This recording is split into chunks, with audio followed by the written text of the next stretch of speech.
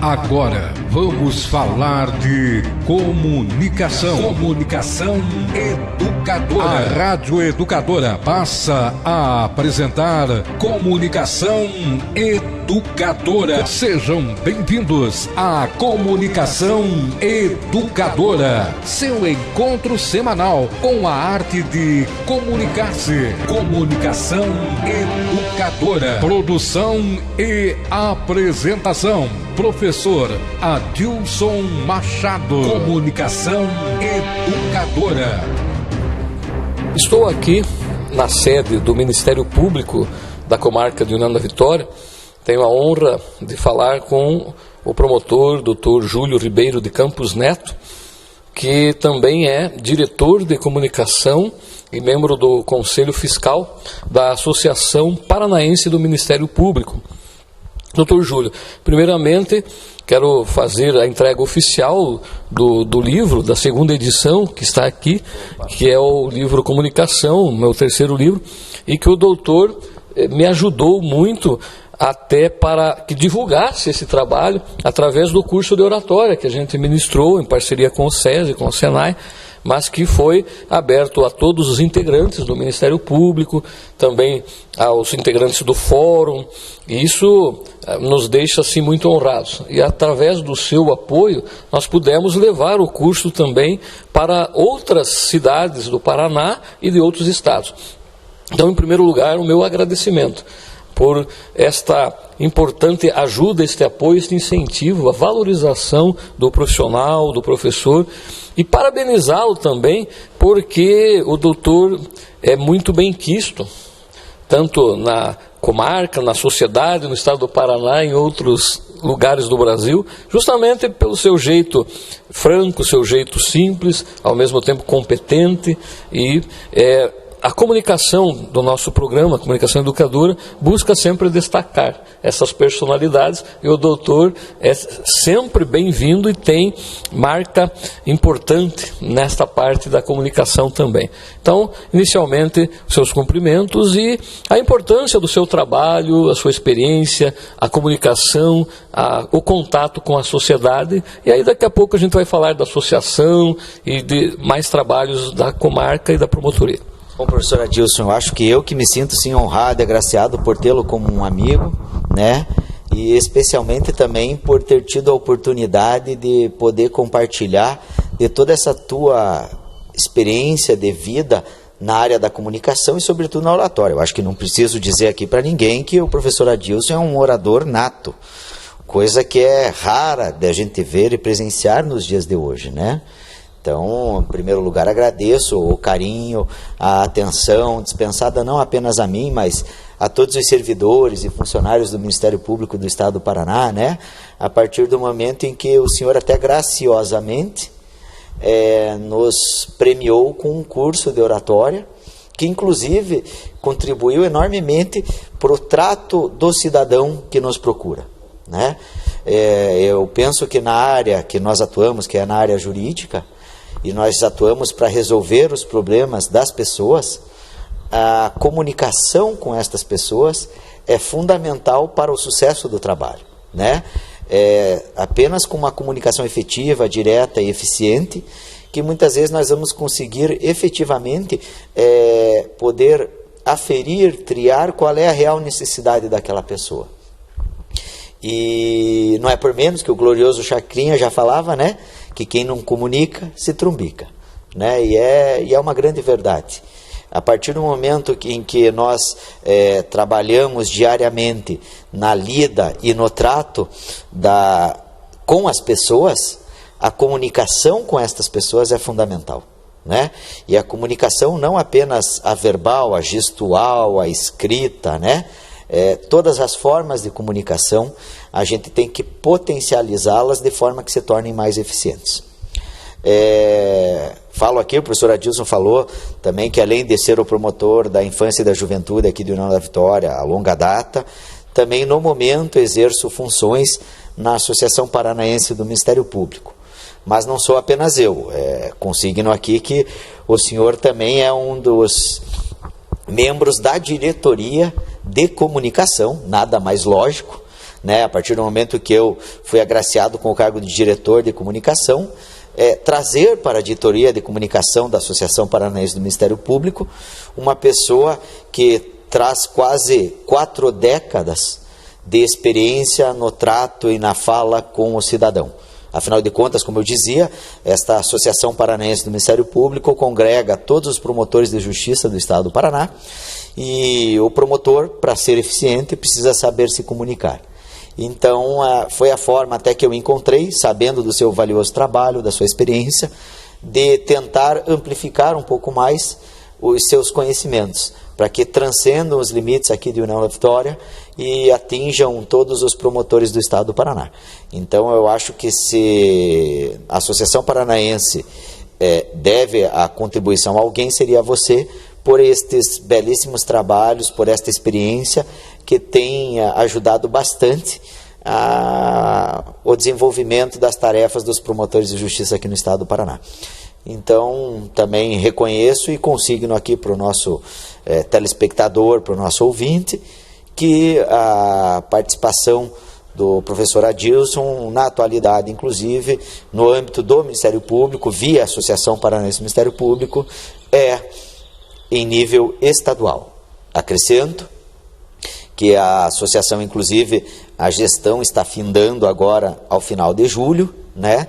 2 anos de diretoria, 2 anos de atuação, e que fomos contemplados, através de um processo eleitoral, a mais 2 anos de trabalho, onde certamente o professor Adilson poderá continuar contribuindo e muito para os trabalhos do Ministério Público do Estado do Paraná. Obrigado, doutor. Me sinto honrado aí pelo gentil convite de participar da diretoria de comunicação, e realmente procuro daqui para frente, desde que fui convidado, honrar este convite e também parabenizar a Associação do Ministério Público Paranaense e, ao mesmo tempo, em específico, o trabalho da promotoria aqui da comarca de União da Vitória. E se seu trabalho foi reconhecido de toda a diretoria e foi renovado também para mais 2 anos, é sinal de que está produzindo bons frutos e está sendo reconhecido.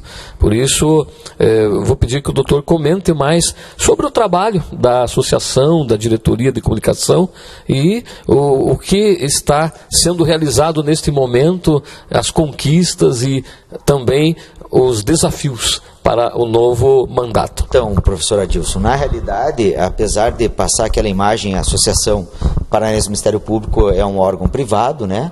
Não representa o Ministério Público do Estado do Paraná, mas representa, sim, todos os promotores de justiça do Estado do Paraná. A grande particularidade aqui é que, por representar promotores de justiça no Estado do Paraná, aliás, tenho orgulho de dizer que o Ministério Público do Estado do Paraná, nos dias atuais, é considerado um dos melhores do país, em termos de estrutura e qualidade de trabalho. Ela representa pessoas que ideologicamente primam pelo asseguramento de direitos fundamentais do cidadão. São pessoas que no trabalho diário dedicam o seu empenho, o seu conhecimento, a sua saúde e até sacrificam a sua vida familiar, buscando realizar o bem e, sobretudo, a justiça social num país tão desigual quanto o nosso. Partindo então dessa premissa da natureza dos associados, dos integrantes da Associação Paranaense do Ministério Público, a associação acaba transcendendo os singelos limites de uma associação de classe e que age exclusivamente no interesse dos seus associados. Obviamente que isso também é uma tarefa da associação, né? Brigar, lutar pelos direitos dos seus associados. Mas, que nem eu falei, em virtude da natureza da situação, da natureza dos associados, nós também temos procurado, ao longo dessa gestão, interagir de uma forma constante com a comunidade paranaense. Não é por menos, por exemplo, que quando houve aquela triste enchente do ano passado aqui, a Associação Paranaense do Ministério Público lançou, inclusive, uma campanha junto aos seus associados e à sociedade paranaense, visando angariar donativos, para que fosse encaminhado para as áreas de alagamento, não apenas aqui, mas em todo o estado do Paraná. Cito, por exemplo, Rio Negro, também divisa com Santa Catarina, que também foi tragicamente abalado com aquela enchente. Além dos donativos, que vieram bastante donativos também, a Associação Paranaense do Ministério Público disponibilizou a possibilidade para que seus associados tivessem automaticamente descontado em folha um valor para ser depositado numa conta e daí utilizado para aquisição de materiais de primeira necessidade para os afetados pela enchente. Esse é um simples exemplo que eu posso lhe dar, né, de preocupação social da Associação Paranaense do Ministério Público. Além deste exemplo, cito o episódio ocorrido recentemente na questão da violência empregada contra os professores do Estado do Paraná, em virtude de uma manifestação legítima por melhoras na qualidade de serviço, dentre outros reclamos, onde a Associação Paranaense do Ministério Público fez questão, inclusive, de emitir uma nota via rádio, jornal, etc., apoiando e ressentindo e sentindo a triste postura adotada pelos gestores públicos de reprimir uma manifestação legítima e, pior, por meio do excesso de violência, né? Isso foi a associação, porque nós vimos também que o Ministério Público do Estado do Paraná, recentemente, em uma audiência pública de prestação de contas para a comunidade, já informou todas as medidas jurídicas que serão tomadas em face dos responsáveis por aquele trágico evento, né? Além dos encaminhamentos criminais, as ações de improbidade administrativa contra os gestores públicos, policiais, secretários que anuíram e assentiram com a prática daquele ato de violência. Então, o que eu posso te dizer é que, diferentemente, muitas vezes, da postura geral das associações de classe, que primam exclusivamente pela defesa do interesse dos seus associados, a Associação Paranaense do Ministério Público tem procurado ir um pouco mais além. Ela tem procurado ressaltar aquela postura ideológica de todos os promotores de justiça no Estado, no sentido de buscar também contribuir para romper com o signo da desigualdade social que assola o nosso país e que assola o nosso Estado. Então é um trabalho muito importante, desenvolvido pela Associação Paranaense do Ministério Público, e ao qual a gente parabeniza. E também falando mais especificamente da atuação do Ministério Público aqui na comarca de União da Vitória, na vara da infância, da juventude, que tem a parceria importante com os setores do juizado, escolas, núcleos de educação, enfim, todos os setores organizados da sociedade. Fique à vontade, então, doutor, para comentar esse belo trabalho que é realizado aqui pela promotoria. Pois bem, né, professor Adilson, eu acho que o grande diferencial do trabalho é desempenhado não apenas pela promotoria, mas por todos os setores que lidam e atuam com a infância e a juventude, é que aqui nós procuramos reformular e repensar a forma de atuar, né? Partindo sempre daquela premissa de que não é questão de ser promotor, juiz, advogado, assistente social, psicólogo. É que todos somos servidores públicos e temos como meta servir bem ao público para o qual trabalhamos, que no caso são os infantes e os adolescentes, as crianças e os adolescentes. União da Vitória tem a felicidade de ter um representante do Poder Judiciário da Infância, que, a meu ver, é excepcional, né? A meu ver, é uma pessoa cuja sensibilidade, capacidade e competência serve como exemplo para todos os magistrados que atuam na área da infância e juventude, que é o Dr. Carlos Eduardo Mattioli Cocani, e com quem eu tenho, além da grata satisfação, a honra de trabalhar diariamente ao longo dos últimos 10 anos que aqui estou. Então, é possível ver que o Dr. Carlos efetivamente assimilou aquele espírito de que o Poder Judiciário, para ser eficiente no mundo atual, tem que ser um poder que cada vez mais busque se aproximar da comunidade e não se afastar dela, né? E usando essa filosofia de trabalho, há anos nós temos realizado ações buscando justamente fomentar a integração com a comunidade e com os demais atores e servidores que lidam com as nossas crianças e os nossos adolescentes. Os frutos dessa belíssima iniciativa nós já podemos visualizar e colher, né? Veja, por exemplo, que aqui na comarca de União da Vitória foi o primeiro caso, a primeira situação em que uma vara da infância e da juventude transcende os limites da comarca sede, do município sede, que é a União da Vitória, e passa a agir e atuar fora da sede, né? É muito comum nós realizarmos audiências judiciais em General Carneiro, em Bituruna, em Porto Vitória, em Cruz Machado, em Paula Freitas. Transferido todo o aparato judiciário, né? Todo o cartório, o serviço cartorial, para aquele município, para o ato judicial ser realizado lá, né? Não preciso dizer da importância disso, sobretudo se a gente levar em conta, por exemplo, que tem município aqui que fica 80 quilômetros distante de União da Vitória.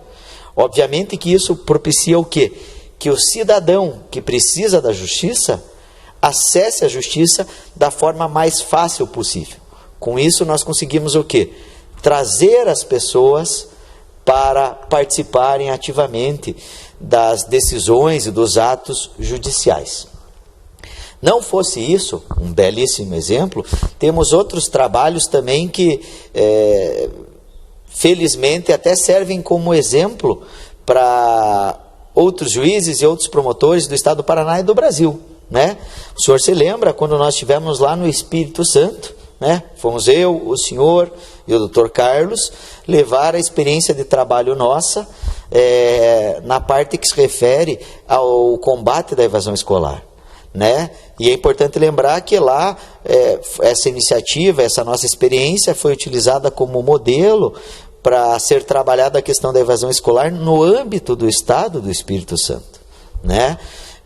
Onde inclusive eles se deram o trabalho de fazer uma avaliação de todos os trabalhos de combate à evasão escolar no âmbito nacional, ou seja, procuraram no Brasil inteiro e selecionaram o nosso trabalho aqui em razão das especificidades e do próprio sucesso, né, alcançado até então. Então, posso lhe assegurar que, lógico, ainda tem muito que se fazer, tem muito que se melhorar, tem muito que se aprimorar. Mas, sem dúvida alguma, os trabalhos realizados aqui, pelo Poder Judiciário, pelo Ministério Público, que eu represento, pelos CREAS, CRAS, Conselhos Municipais dos Direitos da Criança e do Adolescente, Conselhos Tutelares, Poderes Legislativos, Poderes Executivos Municipais, é um trabalho muito diferenciado da realidade vivenciada por outros cidadãos, tanto paranaenses quanto brasileiros, no âmbito do próprio país. Acredito que estamos numa fase avançada de trabalho, como te disse, porque já realizamos providências, projetos e medidas bastante diferenciados, né? Tanto é verdade que essas experiências são levadas ao conhecimento por meio de palestras e eventos realizados tanto aqui no Estado do Paraná quanto fora daqui, em virtude do reconhecimento dessa atitude, dessa ação conjunta e integrada diferenciada, né? Citei só esses dois exemplos, mas se a gente for conversar sobre os trabalhos diferenciados que nós realizamos aqui, são inúmeros. Confesso até que nem lembro aqui de todos eles, mas só isso eu acho que já vale aquela ideia de que o Poder Judiciário, o Ministério Público, para serem eficientes, é imprescindível que exista uma interação, uma aproximação com a comunidade para a qual ele trabalha.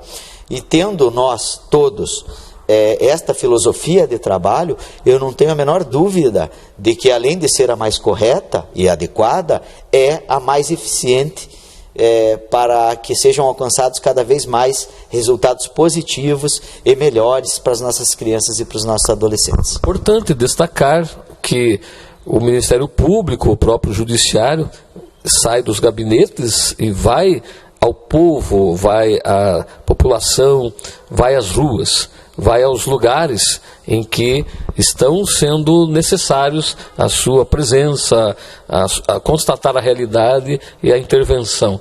Por isso é um trabalho diferenciado, reconhecido, e também um trabalho em rede, o doutor acabou de mencionar. Por falar na questão da adolescência, da juventude, um tema muito polêmico está ocorrendo, está há muito tempo sendo debatido e agora sendo votado no Congresso Nacional, e todos os setores da sociedade envolvidos, tanto pessoas a favor, contra, outros ainda ficam em dúvida o que dizer. Por isso é importante a sua opinião, no caso da redução da maioridade penal. Qual a opinião sua, também do Ministério Público, e até para enriquecer o debate que está acontecendo, porque essa nossa entrevista com certeza vai ser assistida por diversos meios de comunicação social e até mesmo nas escolas. Bom, em primeiro lugar, eu lembro que a posição institucional do Ministério Público do Estado do Paraná, é só acessar o site do Ministério Público, né, mppr.mp.br, a posição institucional adotada é contrária à redução da idade penal. A minha posição enquanto promotor, além da institucional e pessoal, é também no sentido contrário.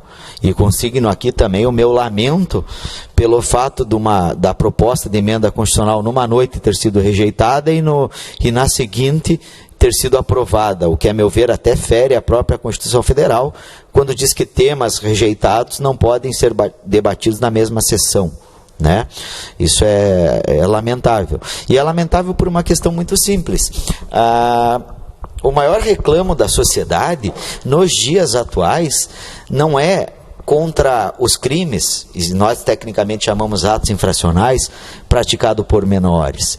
É contra a violência que permeia e assola o nosso país, e que, obviamente, nestes índices de violência existem atos praticados por adolescentes. Mas se nós formos analisar quantitativamente, nós veremos que estes atos graves e reprováveis e que demandam uma postura firme do Ministério Público e do Judiciário para repreender quem cometer esses atos, e isso acontece, quando praticados por adolescentes, eles correspondem a índices pequenos comparados aos índices de criminalidade brasileira, né? Acho que, salvo engano, em 2012 o Brasil registrou mais de 50 mil homicídios, né? Desses 50 mil, chutando alto, talvez 10% foram cometidos por menores de idade, é muito. E nós não podemos esquecer que o público infanto-adolescente é 30% da população brasileira. Então, o que eu acho é que a questão da violência no Brasil, ela não será solucionada com a redução da idade penal. Ela será solucionada efetivamente com o reaparelhamento da polícia, com a reformulação de programas sociais, porque a origem social, os problemas sociais, a desigualdade social brasileira também estimula e fomenta a prática de crimes, né? Nós não podemos aceitar um país em que a pessoa tenha como meta de vida querer receber um salário mínimo ou menos, porque vai ser condenado até a passar fome, né? E muitas vezes até essa possibilidade de ascensão social e até econômica, ela só é aberta para um segmento da população quando ela se insere na atividade criminosa, especialmente no tráfico de drogas, né? Então eu sou especificamente contra, e eu não vou entrar no mérito de questões jurídicas a partir do momento em que juridicamente falando seria a redução da idade uma cláusula pétrea, a meu ver, ou seja, imutável, salvo se for feita uma nova Constituição, né? Mas eu vejo até do ponto de vista prático. Eu vejo que, por exemplo, os índices de reincidência registrados nas áreas criminais para os adultos são muito superiores aos índices de reincidência que nós registramos aqui na vara da infância, com base na minha realidade local. Isso significa o quê? Que o trabalho realizado aqui certamente é muito mais eficaz, eficiente e melhor do que lá, né? E nós estamos querendo passar uma parcela da população que é atendida aqui e que ser atendida por aqui, se continuar sendo atendida por aqui, haveria ainda uma possibilidade de melhora na conduta, coisa que não ocorre lá.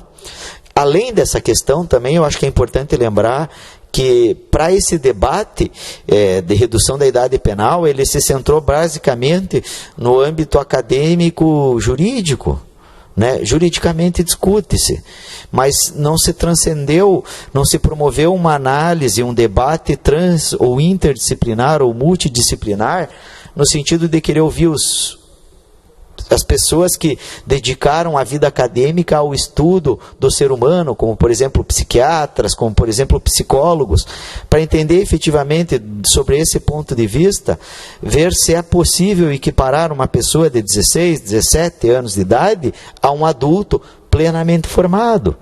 E ouvindo essas pessoas, eles não hesitam muitas vezes em afirmar que não é possível comparar uma pessoa, um adolescente de 16, 17 anos, ou menos até, a um adulto, porque ele ainda está em processo de desenvolvimento. Isso daí o que é também? É você tratar de uma forma igual pessoas em situações diferentes. Isso também fere o princípio da igualdade, que está lá no comecinho da Constituição Federal. Estou aqui no Ministério Público da Comarca de União da Vitória, promotor Dr. Júlio Ribeiro de Campos Neto, e também ao lado da doutora Araceli, que faz um excelente trabalho e ao mesmo tempo participou do curso de oratória realizado em parceria com o SESI e Senai, aqui com os integrantes do Ministério Público. Doutora Araceli, é uma satisfação estar ao seu lado novamente, fazer a entrega oficial da segunda edição do terceiro livro Comunicação e, ao mesmo tempo, pedir, além de falar do seu trabalho, que é muito importante, o que o curso pode ajudar e a comunicação do Ministério Público, como o que está sendo, fique à vontade. Olá, professora Dilson. Bom, em relação à comunicação, a princípio parece que é uma situação fácil, mas não é tão fácil assim nós passarmos para quem está nos ouvindo ou para quem nós estamos atendendo, que aqui na Promotoria de Justiça da Infância e Juventude nós acumulamos a atribuição central do atendimento ao público.